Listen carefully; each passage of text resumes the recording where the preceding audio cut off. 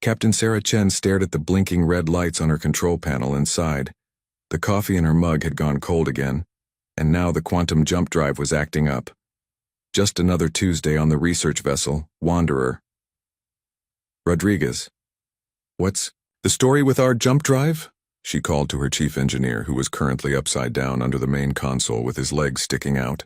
Well, Captain, the good news is I found the problem, came his muffled voice. The bad news is I have no idea what caused it. The quantum coils are singing show tunes, and the navigation computer thinks we're in someone's backyard. Chen rubbed her temples. They were supposed to be doing a simple mineral survey near the edge of human space. Find some asteroids, take some samples, go home. Easy work that paid well. She should have known better than to trust anything labeled as easy. Can you fix it? She asked. Give me 5 minutes and a really long extension cord, Rodriguez replied. There was a loud clang, followed by some creative cursing in 3 languages. Dr. Martinez looked up from her science station, where she was studying rock samples that looked disappointingly ordinary. Sarah, if we're going to be stuck here for a while, maybe we should run a full system diagnostic. I'm getting some weird readings on the long-range sensors. What kind of weird? Chen asked, walking over to peer at the displays. The kind that makes me think our sensors are broken or we're about to have a very interesting day, Martinez said. I'm picking up energy signatures that don't match anything in our database. Big ones. Rodriguez slid out from under the console, his hair sticking up in all directions. Okay, I think I've got the drive stable enough for one jump. Where do you want to go? Chen looked at the navigation display. They were at the very edge of mapped space, about as far from home as humans had ever traveled. Let's head back toward the inner colonies. I don't like the sound of those energy readings. One jump to safety, coming right up, Rodriguez said, inputting the coordinates. Everyone might want to hold on to something. This could get bumpy. The Wanderer had been through rough jumps before. The quantum drive had a habit of shaking the ship like a paint mixer, but this time was different. The lights didn't just flicker, they went out completely. The artificial gravity cut out for a moment, sending loose objects floating through the air, and instead of the usual 30-second jump, this one went on for nearly 2 minutes. When the ship finally dropped out of hyperspace, everyone was thrown against their restraints as reality reasserted itself. The lights came back on, the gravity returned, and the coffee that had been floating in 0G splashed back into Chen's mug. Well, that was new, Chen said, checking her instruments. Where are we, Rodriguez? Rodriguez was frantically checking his navigation screens. Captain? I think we might have a problem. What kind of problem? The kind where I have absolutely no idea where we are. According to these readings, we just traveled about 40,000 light-years in the wrong direction. Chen felt her stomach drop. Come again? We're not just lost, Captain, we're really, really lost. Like, we're not even in the same galaxy arm lost.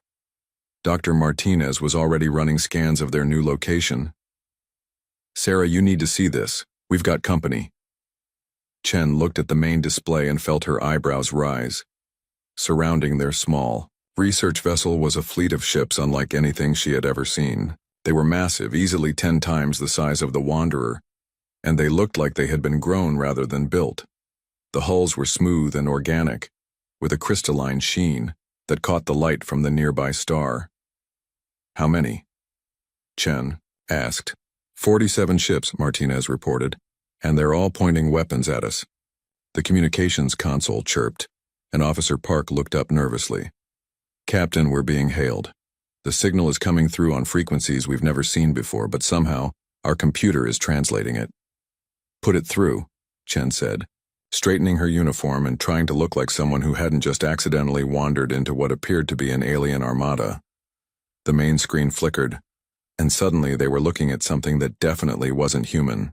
The creature was tall and imposing, with a chitinous exoskeleton that gleamed like polished black metal. Multiple arms moved with precise mechanical grace, and its eyes were compound like an insect's, but larger and filled with an intelligence that was unmistakably alien. Unknown vessel, the creature spoke, its voice translated into perfect English by their computer. You have entered the sovereign space of the hegemony of Veltar. I am Admiral Zekthara of the Fourth Fleet. You will immediately surrender your vessel and prepare to be boarded, or you will be destroyed. Chen looked around at her crew. Rodriguez was staring at the alien with the fascination of an engineer, seeing a new type of engine. Martinez had her tablet out and was already taking notes. Park was checking the translation software to make sure it was working properly. Nobody looked particularly worried. Well, Chen said, turning back to the screen with a friendly smile, this is definitely not where we meant to end up. Hey there, Admiral. I'm Captain Sarah Chen of the research vessel Wanderer. We seem to be a bit lost. Mind pointing us toward the nearest gas station? The alien admiral stared at them for a long moment. Chen could see confusion in those compound eyes. This was clearly not the response he had been expecting. You are not surrendering? Admiral Zekthara asked. Well, we're not really the surrendering type, Chen replied conversationally. Plus, we're just passing through. No need for any unpleasantness. We'll be out of your hair, or exoskeleton, I suppose, just as soon as we figure out how to get home. You dare to speak so casually to the might of the Veltar hegemony? The Admiral demanded, his voice rising. Do you not comprehend the power before you? These 47 vessels could reduce your pathetic ship to atoms. Rodriguez leaned over to Martinez. Did he just call the Wanderer pathetic? She's got character. And excellent coffee, Martinez added. You can't put a price on good coffee in deep space. Chen waved a hand dismissively. Look, Admiral, I'm sure you folks are very impressive and all, but we're really just trying to get home. Our families are probably wondering where we wandered off to. You wouldn't happen to know the way to the Milky Way, would you? Specifically, the Sol system. It's got this nice little blue planet we're rather fond of. The silence that followed was so complete that Chen could hear the quiet hum of the Wanderer's life support systems. Admiral Zekthara appeared to be having some kind of internal struggle, his multiple arms moving in what might have been agitation. You are not afraid, he said finally, as if stating an impossible fact. Should we be? Chen asked genuinely. I mean, we're having a nice chat, nobody's shooting at anybody. Seems pretty civilized to me. Another long pause. Then Admiral Zekthara's image flickered and disappeared. Well, that was interesting, Chen said, turning to her crew. Any thoughts? I think we just broke their brain, Rodriguez said cheerfully.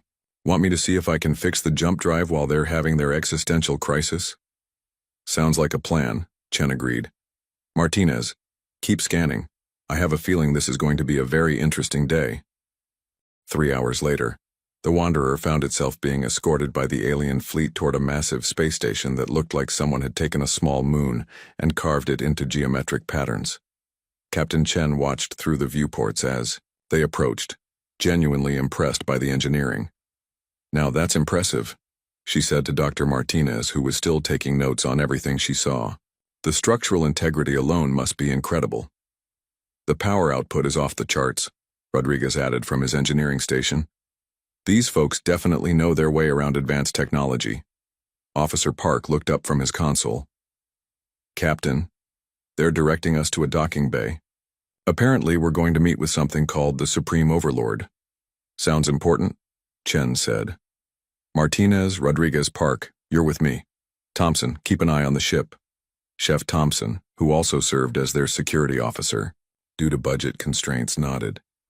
Try not to start any galactic wars while you're gone, Captain. The docking bay was enormous, easily large enough to hold a dozen ships the size of the Wanderer. As they disembarked, they were met by a group of Veltar soldiers in elaborate armor that seemed to be made of the same crystalline material as their ships. Prisoners will follow, commanded the lead soldier in heavily accented English. Visitors, Chen corrected politely. We're visitors. Unexpected ones, but still visitors. The soldier's compound eyes fixed on her with what might have been confusion.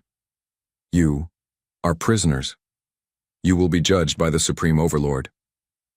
Well, when you put it like that, it sounds like we're going to meet someone important, Chen said, cheerfully. Lead the way. The corridors of the station were clearly designed to intimidate.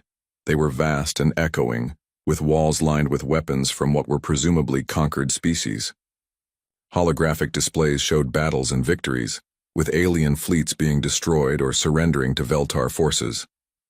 Rodriguez whistled appreciatively. They really went all out with the decoration, very evil empire aesthetic. I bet their interior decorator charges a fortune.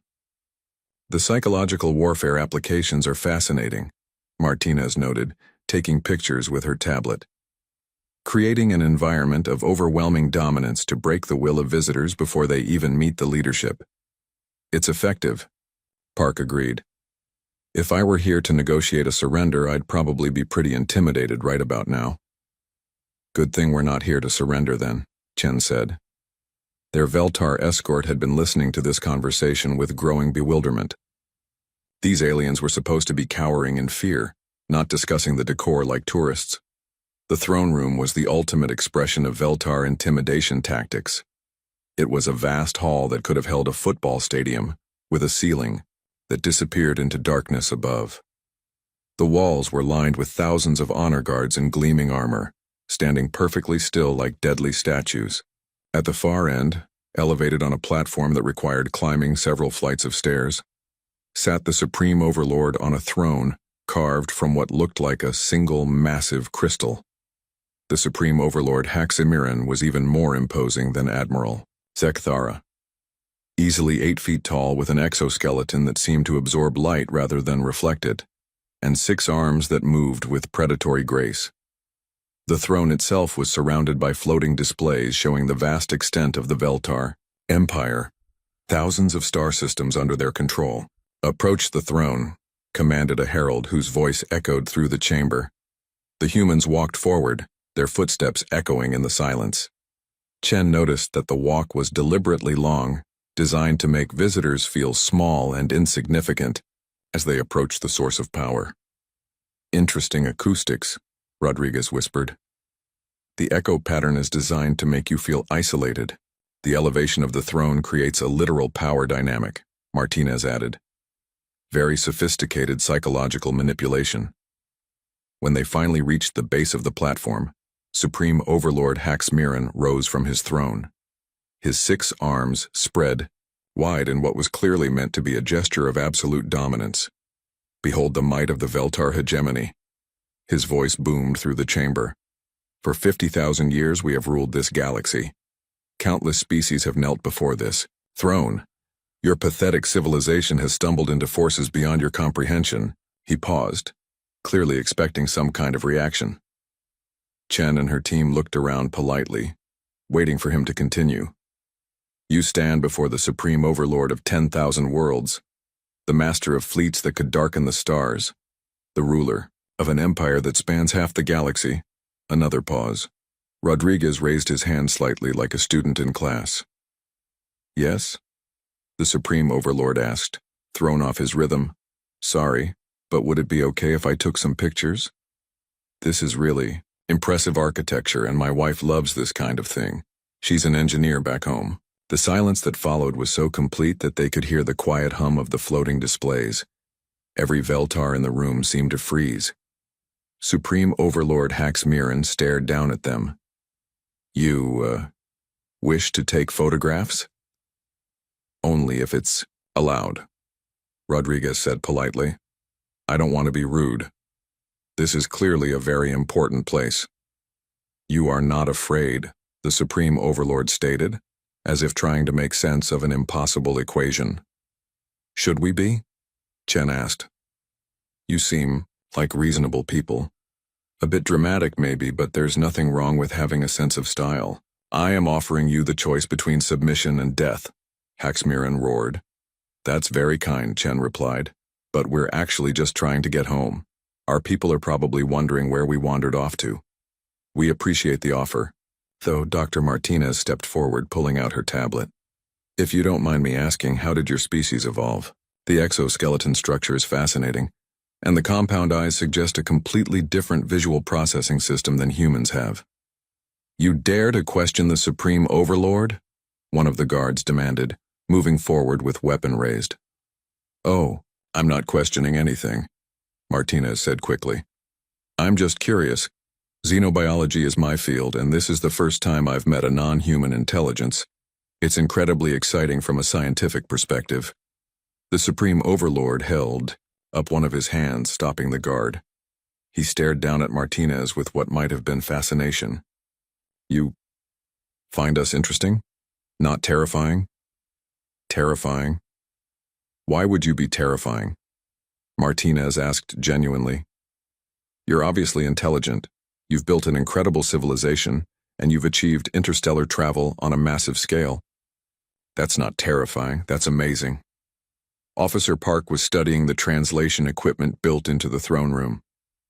This universal translation system is incredible. How does it account for concepts that don't exist in both languages?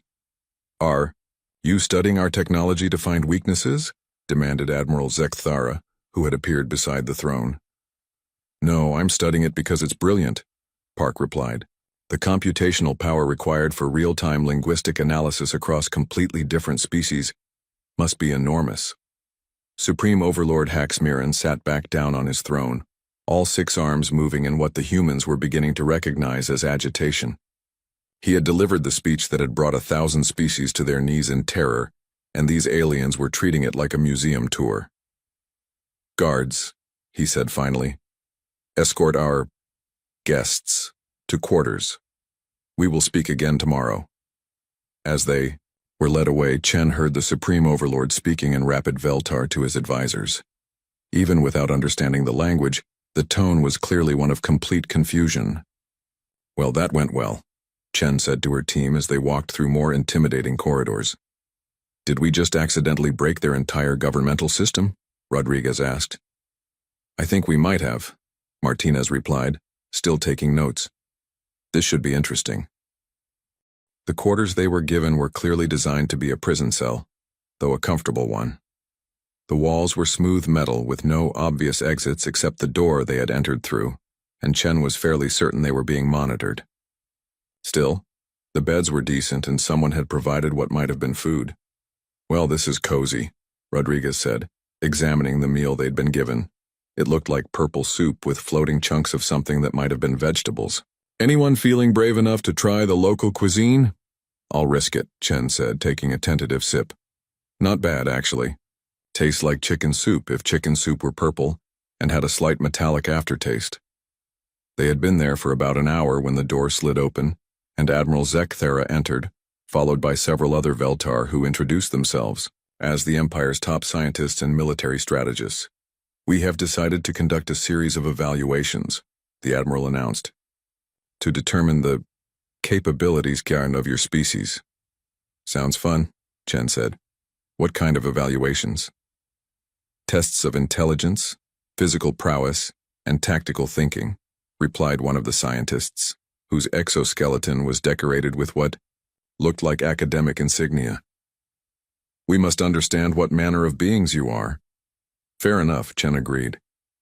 We're pretty curious about you folks too. Dr. Martinez here has about 1,000 questions about your biology. The first test was mathematical. The Veltar scientist, who introduced himself as Scholar Vexton, presented them with a series of problems that were apparently considered extremely difficult by Veltar standards. Complex equations involving quantum mechanics, multidimensional, calculus, and theoretical physics. Dr. Martinez looked at the first problem and immediately started solving it in her head. Oh, this is interesting. You're using a base 12 mathematical system but approaching quantum field equations from a geometric perspective, rather than algebraic. That's actually quite elegant. She solved the first 3 problems while chatting about human coffee preferences and how much she missed her garden back on Earth. Scholar Vextan kept presenting more difficult challenges, and Martinez kept solving them while simultaneously asking questions about Veltar mathematics and complimenting their approach to theoretical physics. How are you doing this? Vextan finally asked, his compound eyes wide with what might have been shock. Doing what? Martinez asked, genuinely confused. These are just calculus problems. Admittedly, very interesting calculus problems with some creative applications I hadn't seen before, but still just math. These equations are considered our most advanced theoretical work. Our greatest minds spend years mastering these concepts. Oh, Martinez said, looking embarrassed. I'm sorry. I didn't mean to be rude.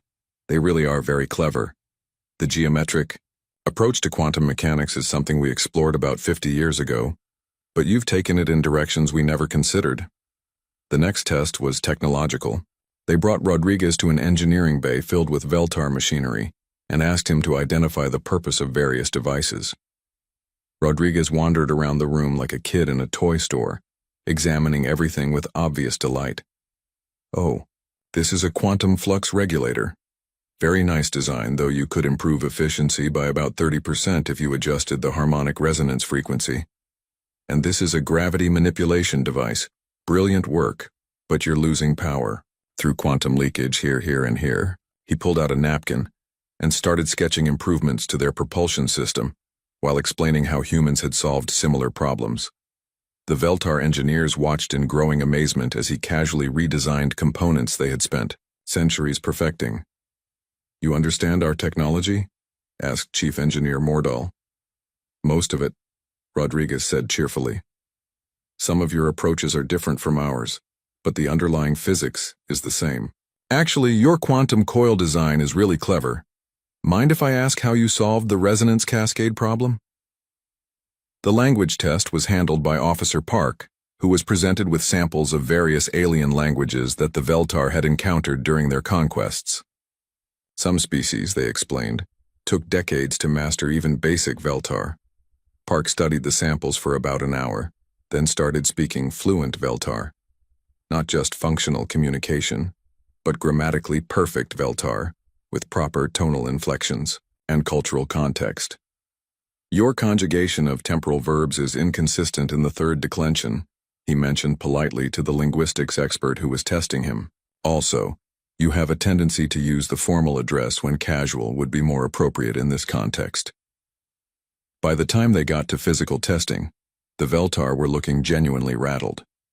They brought in their elite warriors to demonstrate combat techniques, expecting the soft-looking humans to be impressed by displays of Veltar martial prowess.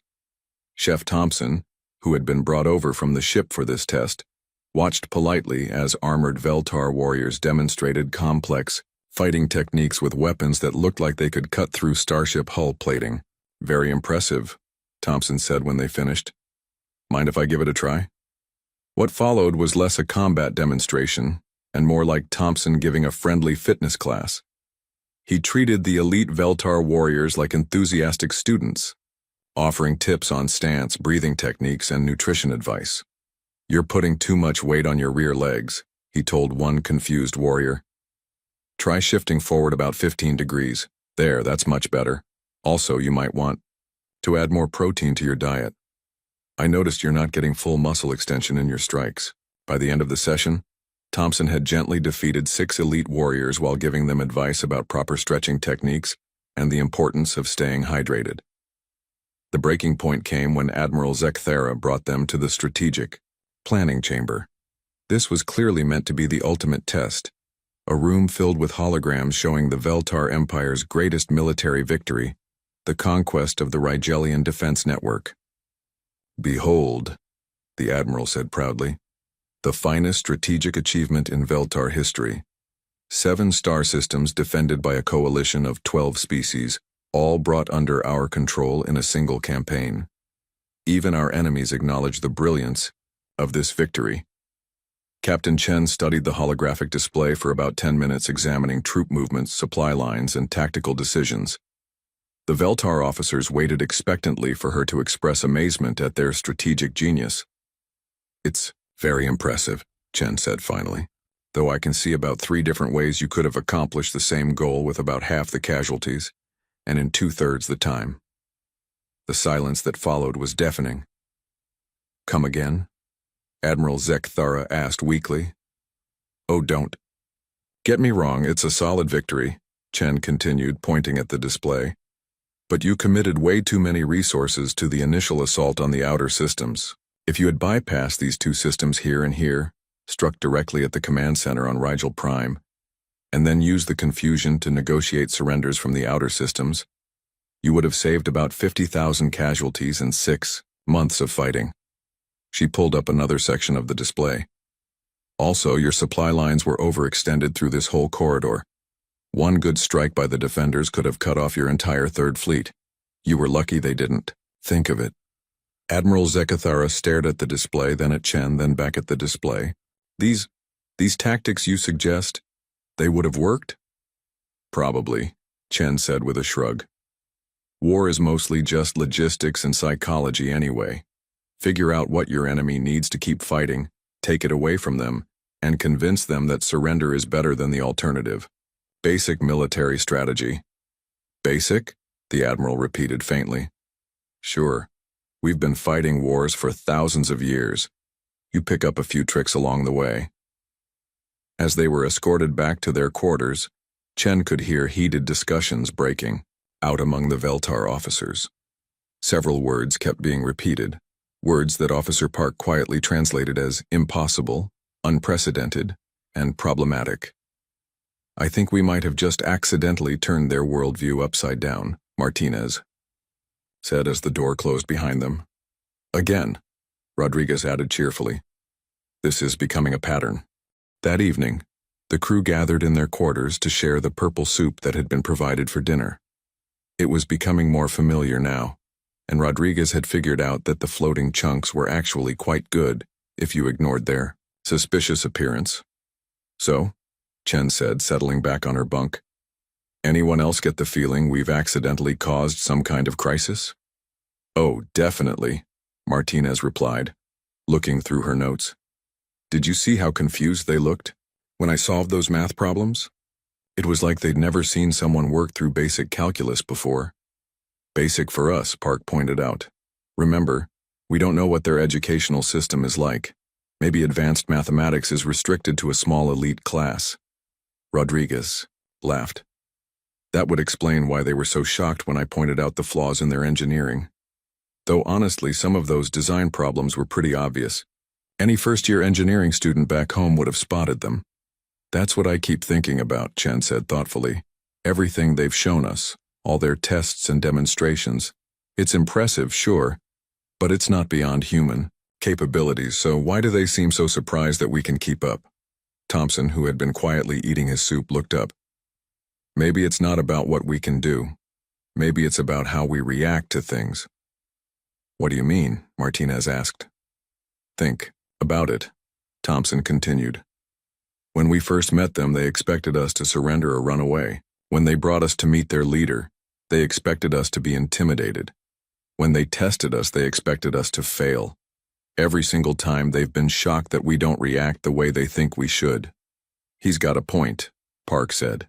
The Admiral keeps saying things like, "You are not afraid," like it's the most surprising thing he's ever encountered. Chen nodded slowly. So the question is, why aren't we afraid? What makes humans different? Rodriguez grinned. Well, speaking for myself, this isn't even close to the scariest situation I've been in. Remember the zombie outbreak of 41? Oh God, the zombies, Martinez groaned. 6 months of that nonsense. Though I have to admit, after living through the shambling dead trying to eat your brains, being threatened by articulate aliens in fancy armor seems almost relaxing. At least these guys can hold a conversation, Thompson added. The zombies were terrible at small talk. And before the zombies, there was the AI rebellion, Park said. 3 years of our own machines trying to kill us. That was genuinely terrifying, because we'd built them ourselves. The asteroid impact of 38 was worse than both of those, Chen said. 60% of the planet's surface turned into a crater, most of the atmosphere blown away, and we had to rebuild civilization from scratch. Again. They sat in comfortable silence for a moment, each lost in their own memories of humanity's various near-extinction events. You know what's funny? Martinez said eventually. When I was a kid, my grandmother used to tell me stories about the old days before the climate wars. She said there was a time when humans thought they were the dominant species on Earth, when they believed they had control over their environment. Seems quaint now, Rodriguez agreed. After the nuclear winter of 29, the robot uprising, the plague years, the second ice age, and everything else, I think we figured out that the universe doesn't really care about our plans. But we kept going anyway, Thompson pointed out. Every time something tried to wipe us out, we adapted. We survived. We rebuilt. That's what humans do, Chen said with a shrug. We're stubborn that way. The universe keeps throwing disasters at us and we keep figuring out ways to deal with them. Park was looking thoughtful. Maybe that's what confuses the Veltar. They've built this whole empire based on the idea that they're the biggest, scariest thing in the galaxy. But to us, they're just another challenge to figure out. Not even a particularly difficult one, Rodriguez added. I mean, they haven't tried to eat our brains, taken over our computers, or dropped rocks on our planet. They're practically friendly by human standards. Plus, they seem reasonable, Martinez said. They're trying to understand us instead of just attacking. That's actually pretty encouraging behavior for a galactic empire, Chen laughed. You're right. As first contact scenarios go, this has been downright pleasant. Remember what the protocol said to expect? Hostile aliens, incomprehensible technology, complete communication breakdown. Instead, we got aliens who speak English, technology we can understand and improve, and polite conversation, Park said. If anything, this has been easier than expected. I keep thinking about their reaction when I corrected their military strategy, Chen mused. They acted like I'd just performed magic, but it was just basic tactical analysis. Any officer from the Earth Defense Forces would have spotted the same problems. Maybe that's the difference, Thompson suggested. They've been the dominant power for so long that they've forgotten how to think like underdogs. They're used to having overwhelming advantages, so they've never had to be creative or adaptive. Rodriguez nodded enthusiastically. That would explain the engineering inefficiencies too. When you know your technology is better than everyone else's, you don't need to optimize it. You just build bigger guns. But humans have never had that luxury, Martinez pointed out. We've always been fighting uphill battles against impossible odds. We had to get good at making do with less, thinking outside the box, finding creative solutions. Every human alive today is descended from people who survived multiple apocalypses, Chen said. Our entire civilization is built on the assumption that terrible things are going to happen, and we need to be ready to deal with them. No wonder they find us confusing, Park said. Their empire is based on intimidation and overwhelming force. Our civilization is based on adaptation and survival. Thompson stood up and stretched. You know what the really funny part is? I don't think they're actually bad people. Militaristic and dramatic, sure, but they seem genuinely confused rather than malicious. It's like they've been playing the same game for so long that they've forgotten there might be other ways to play. Maybe that's what we can offer them, Martinez said thoughtfully. Not surrender or defiance, but a completely different perspective. A species that's been through worse and lived to tell about it, Rodriguez agreed. Chen smiled. I wonder what they'll make of us tomorrow. Think they'll come up with more tests? Probably, Park said. Though at this point I'm not sure what they could test that would surprise them more than what we've already shown them. We could tell them about the time Chicago was invaded by interdimensional space penguins, Thompson suggested with a completely straight face. Everyone stared at him. What, that was a Tuesday. Weird Tuesday, granted, but still a Tuesday. Thompson, Chen said slowly. Please tell me you're joking about the space penguins. Okay, I'm joking about the space penguins, Thompson replied. Then he paused. Actually, no, that really happened. It was just a very small invasion, only lasted about 4 hours. I'm not even going to ask, Chen said, rubbing her temples. The point is, we've dealt with worse things than a galactic empire run by giant insects. Giant insects with excellent interior decorating skills, Rodriguez corrected. Did you see the craftsmanship on that throne room? Outstanding work. As they settled down for the night, Chen found herself wondering what the Veltar were thinking. Right now, were they having emergency meetings, rewriting their first contact protocols, questioning everything they thought they knew about how the galaxy worked? She almost felt sorry for them. It couldn't be easy having your entire worldview challenged by a handful of lost humans who just wanted to go home. Almost. Supreme Overlord Haxamiran hadn't slept in 3 days. He stood in his private chambers staring out at the vast fleet that protected the capital station and tried to make sense of the impossible situation that had fallen into his empire. Reports from his advisors were all saying the same thing. The humans were a complete anomaly. They showed no fear of superior force. They casually solved problems that challenged the Empire's greatest minds. They treated galactic conquest like a hobby project that could be optimized with better planning. And somehow, word of these strange aliens was spreading throughout Veltar space. Admiral Zekthara had reported increased communication traffic between conquered worlds, with subject species asking questions about the fearless ones and the species that doesn't kneel. For the first time in 50,000 years, the Veltar Empire was facing something it had never encountered, a crisis of confidence. A soft chime indicated someone requesting entry. "Come," Haxamiran said wearily. Admiral Zekthara entered, looking as confused and exhausted as his leader. "Supreme Overlord, the humans have requested a private meeting with you." "They requested it?" Haxamiran asked. In his entire reign, no subject had ever requested anything from him. They begged, they pleaded, they offered tribute, but they never simply asked. "Yes, my lord. Captain Chen said she would like to have a conversation. Just the two of you. She said it might help clear up some confusion." Haxamiran considered this. By all the traditions of the Empire, he should refuse such an impertinent request. But these humans had already shattered so many traditions that one more hardly seemed to matter. "Very well. Bring her to the private audience chamber. No guards, no ceremony, just conversation." An hour later, Haxamiran found himself sitting across from Captain Chen in a small room with comfortable chairs and no intimidating decorations. It was surreal. The Supreme Overlord of the galaxy's greatest empire having tea with a human who acted like they were old friends catching up. "Thank you for agreeing to meet," Chen said, settling back in her chair with a cup of something that might have been tea. "I wanted to talk because I think there's been a fundamental misunderstanding about what we humans are." "Explain," Haxamiran said, grateful for the chance to finally get some answers. "Your empire is built on the assumption that there are conquerors and conquered, dominators and subjects," Chen continued. "That's fine. It's worked for you for thousands of years. But humans don't fit into those categories." "What are you then?" Chen smiled. "Survivors. We're the species that just keeps going no matter what hits us. We've been through so many disasters that meeting a galactic empire doesn't even register as particularly threatening." She pulled out a small device that projected holographic images. "Let me show you some human history. This is Earth in 2029.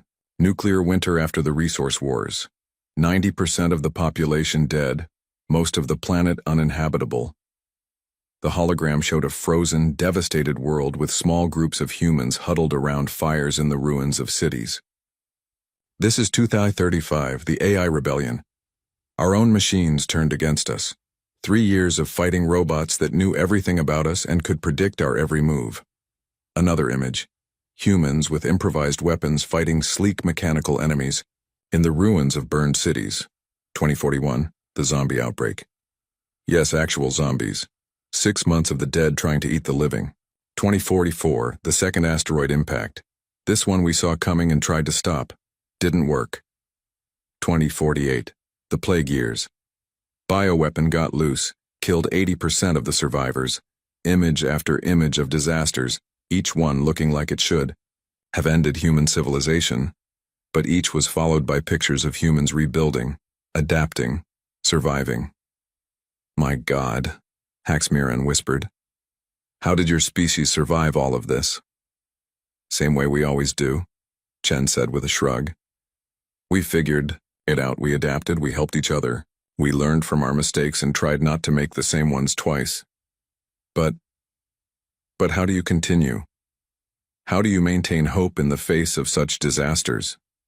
Chen looked genuinely puzzled by the question. "What else would we do? Give up? That's not really an option.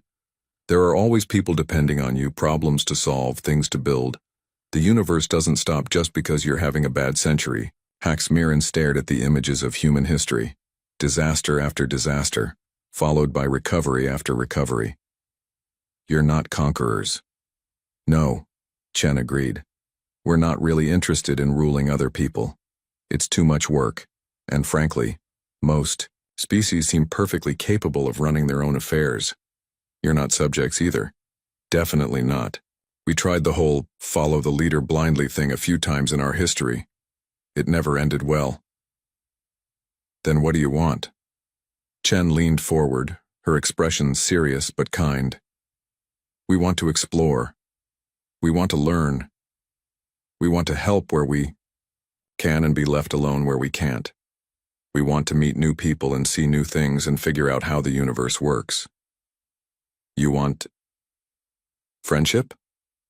That would be nice, Chen said simply. Though we understand that might be difficult given how your empire is structured. Haxmiran was quiet for a long moment, processing this completely alien concept. An entire species that didn't want to conquer or be conquered, that faced impossible odds with quiet determination, that treated potential enemies as potential friends. Captain Chen, he said finally, what would happen if I simply ordered you to leave our space and never return? We'd thank you for the hospitality, fix our jump drive, and head home, Chen replied immediately. Though we'd probably ask if we could exchange ambassadors first. Dr. Martinez would never forgive me if we didn't at least try to set up some kind of cultural exchange program. And if I ordered you to submit to the Empire? We'd politely decline, and ask if there was a third option. Maybe suggest a trade agreement or a mutual defense pact instead. And if I threatened to destroy your ship? Chen considered this seriously. Well, that would be unfortunate. We'd probably try to talk you out of it first. Point out that it wouldn't really solve any of your problems, and would just make things more complicated for everyone involved. You wouldn't surrender? No, we'd probably try to escape. Humans are very good at escaping from impossible situations. It's one of our specialties. Haxmiran felt something he hadn't experienced in centuries. Uncertainty. Not fear exactly, but a complete inability to predict what would happen next. Captain Chen, he said slowly, what if I told you that your species represents a fundamental threat to everything the Veltar Empire stands for? I'd ask why, Chen replied. And then, I'd suggest we work together to figure out a solution that works for everyone. Just like that? Just like that. Look, your supremeness. Can I call you Hax? You seem like a reasonable person who's been doing a difficult job for a very long time. Running a galactic empire can't be easy. Maybe it's time to try a different approach. What kind of approach? Chen smiled. What if, instead of ruling through intimidation, you tried ruling through cooperation? What if your empire became a confederation of willing partners instead of conquered subjects? That's not how empires work. Says who? You're the supreme overlord. If anyone can change how things work, it's you. Haxmiran stared at her. The idea was so radical, so completely contrary to everything he had been taught about power and governance that it took him several minutes to even process it. You think it would work? Humans have tried both approaches, Chen said. Empires built on conquest always fall eventually, but partnerships based on mutual benefit can last for centuries. They talked for 3 more hours. Chen told him about human government, about democracy and cooperation and the messy but effective process of getting different groups to work together. Haxmiran found himself asking questions he had never thought to ask, considering possibilities that had never occurred to him. When they finally finished, Haxmiran felt mentally exhausted but strangely hopeful. Captain Chen, he said as she prepared to leave, what would you say to a cultural exchange program? Some of your people staying here to share human perspectives, some of my people visiting your homeworld to learn about your survival techniques. Chen's face lit up. I think that's a brilliant idea. Dr. Martinez would be thrilled. And I know several universities back home that would love to host Veltar scholars. 6 months later, the Wanderer finally made it home to Earth. But they weren't alone. Admiral Zekthara and a small Veltar diplomatic mission came with them, eager to learn about the species that had accidentally changed everything. The final report that Captain Chen filed with Earth Command was remarkably simple.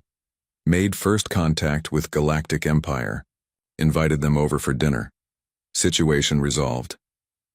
And throughout Veltar space, subject species were quietly amazed to discover that their new partnership agreements were significantly more favorable than their old submission treaties.